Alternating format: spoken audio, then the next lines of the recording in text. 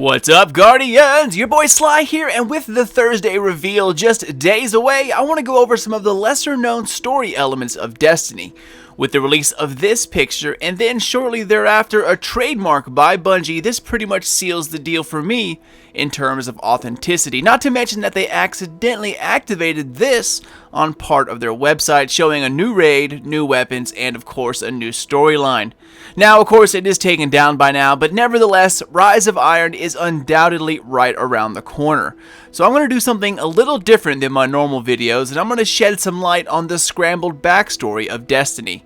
How the Fallen, the Traveler, the Guardians, and the Iron Banner all fit within the plot of Destiny, so when the DLC arrives, you won't be caught off guard by some of the story elements that you should have known about. So there are some parts of Destiny that are pretty vague, elements of story rooted deep in grimoire cards and hidden away in sentences or excerpts on weapons or armor. With the Rise of Iron more than likely being a Fallen and Iron Banner type DLC, I felt that a little backstory into both of them is more than a little appropriate. So let's start with the Fallen, or before they were the Fallen, they were called the Elixni, a once very noble and honorable species of different houses that inhabited a star system far away from Earth.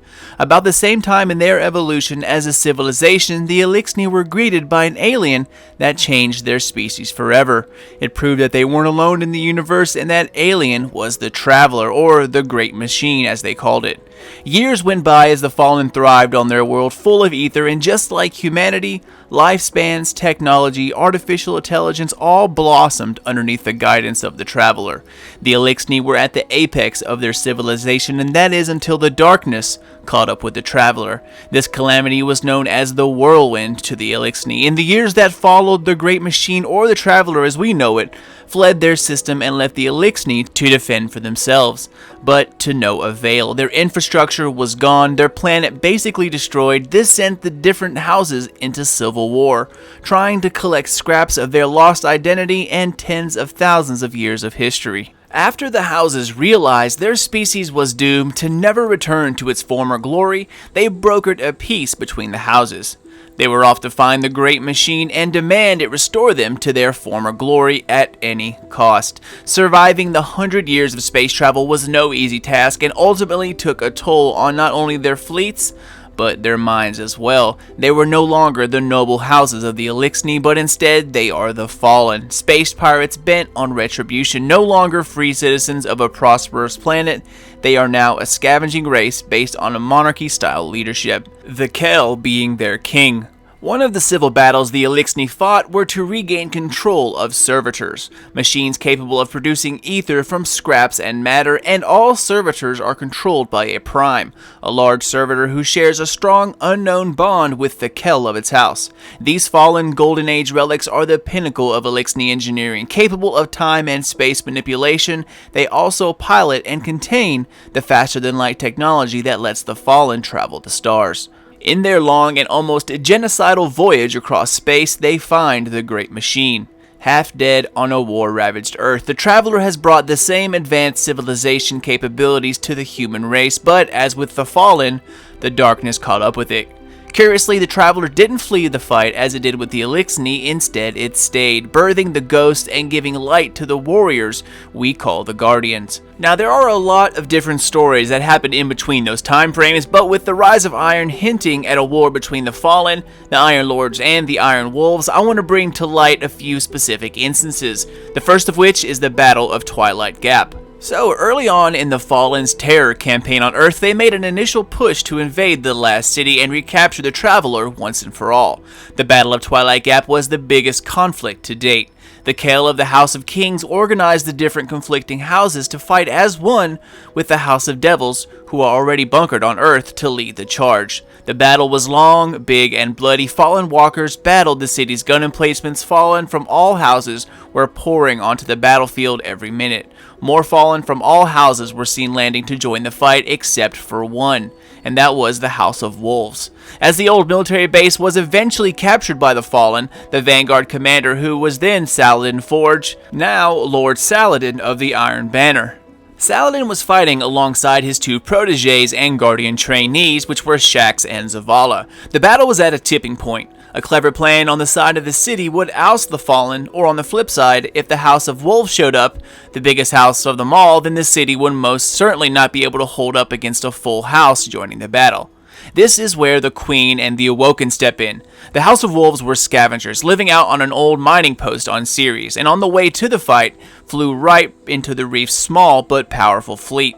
The Queen let all of the other houses fly by the reef, but the only one they stopped was the House of Wolves. With the battle still raging on Earth, the Kell of the House of Wolves fired on the Queen, and the ensuing battle ended with the House of Wolves now under the rule of a new Kell, and that is the Queen of the Reef, Marasov. So, back on Earth, fearing for more reinforcements, Shaxx disobeyed the Vanguard commander, which was at the time Saladin Forge, and single-handedly planned and executed a daring attempt to throw off the Fallen and gain the upper hand in the battle, a plan that eventually led to the recapture of Twilight Gap and a victory for the city.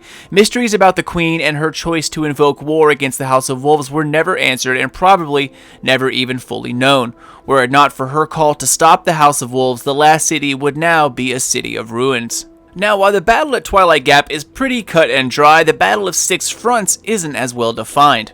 All we know is that the Titans of Destiny love their city and they love their wall. During the City Age, which is when the darkness pushed everyone into the last city, the massive wall was built to protect it from the outside threats, and the four orders of Titans patrolled the wall at all times, which you can see the four orders of Titans is symbolized in the Titan symbol itself. The two larger ones and then the two smaller ones, all side by side as a unified force. The Titans protected the wall, its builders, and the citizens inside it.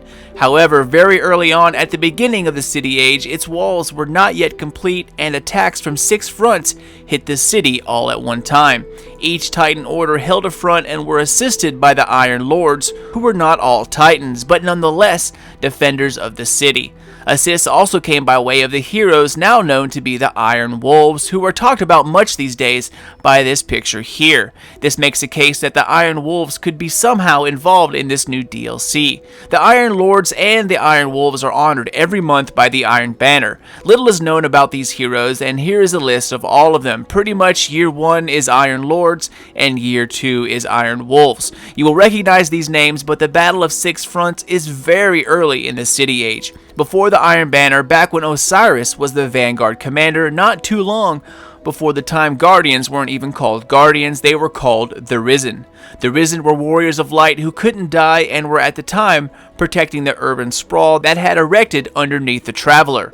Rezel Azir being the famed person here, bringing the Risen and pre-Guardian history into light. Now there is still tons of story left unchecked. Parts about Radagast's blade being broken and the Iron Banner officially no longer existing except in a tournament of honor and practice. Now hopefully this DLC will bring something the other DLCs have shied away from for a very long time, and that is a deep, meaningful, explorative story. Now, I know this was kind of short, but I wanted to shed some light on the history of the Fallen, the city, its leaders, and the Iron Banner. Hopefully some of this will make its way into the light, and if it does, there are so many instances and areas that could make for amazing gameplay, let alone dramatic storytelling.